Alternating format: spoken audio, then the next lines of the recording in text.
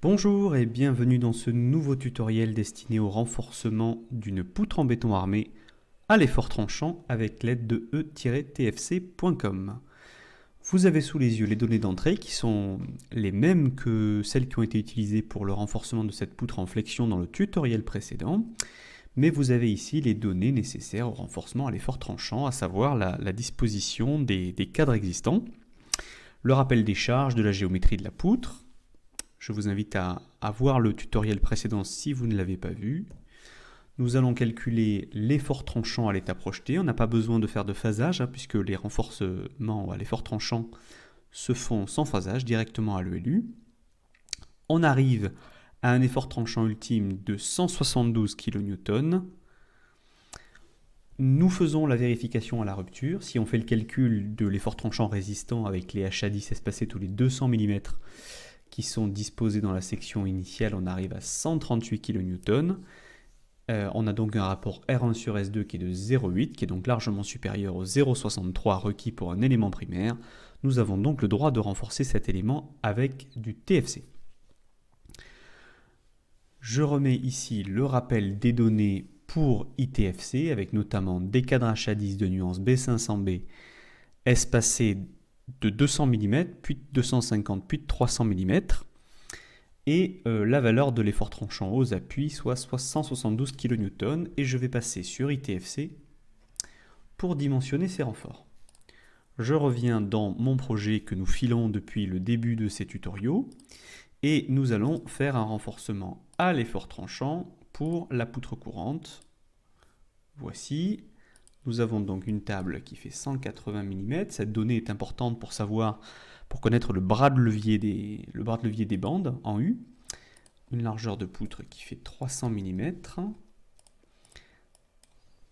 5300 mm de portée entre nus des appuis. Un bras de levier des armatures filantes de 450 mm et une hauteur totale de 500 mm. Voilà. Le béton est un C2530, nous travaillons à l'Eurocode. Les aciers sont de nuance B500B. C'est du HA10 et ce sont des cadres simples, donc j'ai deux brins. Voilà, et vous avez ici ensuite la répartition des armatures existantes à mettre. Donc j'ai d'abord 4 espacements de 200 mm, puis 3 espacements de 250 mm, et enfin 3 espacements de 300 mm. Voici. Donc vous avez le dessin qui se fait ici. Vous voyez en coupe le cadre et vous voyez en élévation la répartition des cadres. Je fais la même chose depuis l'appui de droite. 200, 250, 300, 4, 3, 3. Vous avez donc la répartition complète des cadres. Je passe dans l'onglet chargement, dans lequel je vais dessiner la courbe enveloppe d'effort tranchant. Donc j'ai 172 à gauche, 172 à droite.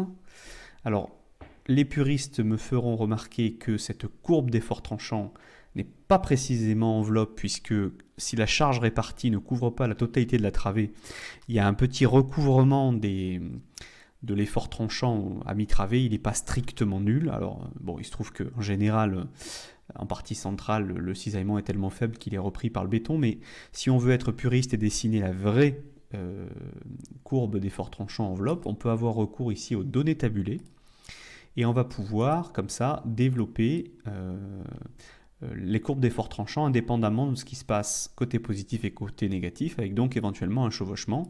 Donc je peux très bien avoir ici 172 kN, aller jusqu'à non pas la moitié de la portée, mais un petit peu plus, peut-être 2,80 m pour avoir le 0.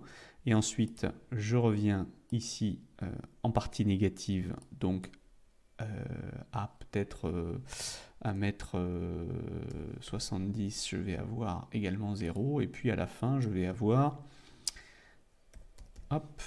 mes 172 kN. Et là, vous voyez qu'on a le chevauchement des deux courbes d'effort tranchant.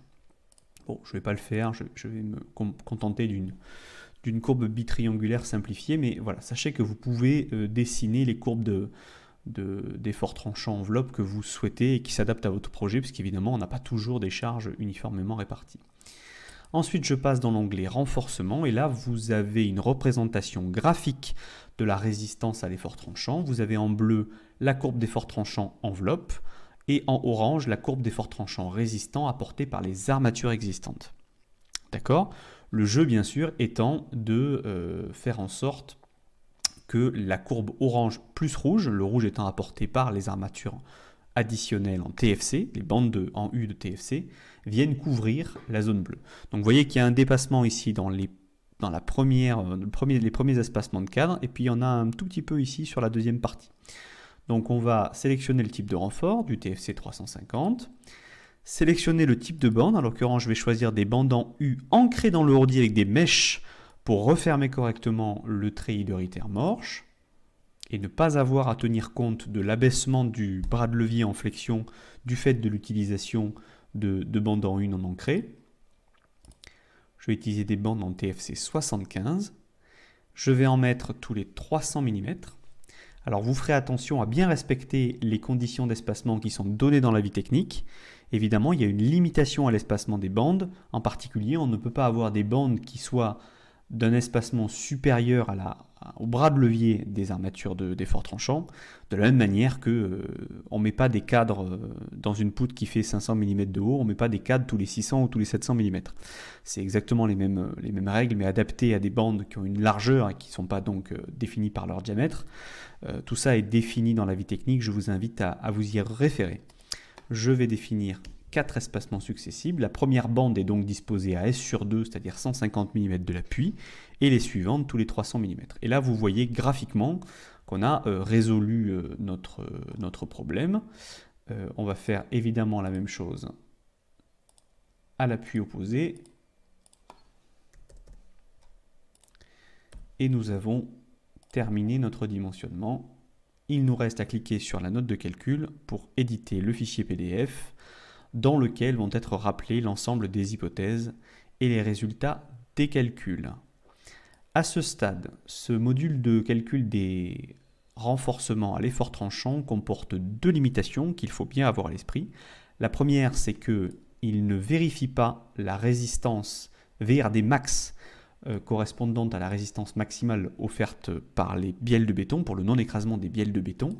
C'est quelque chose que nous allons rajouter dans une prochaine mise à jour, mais pour l'instant ça n'y est pas. Vous voyez qu'il y a toutes les données, puisqu'il y a la largeur de la retombée, la résistance du béton, donc il reste simplement à l'ajouter, mais pour l'instant ça n'est pas fait, ça sera fait prochainement.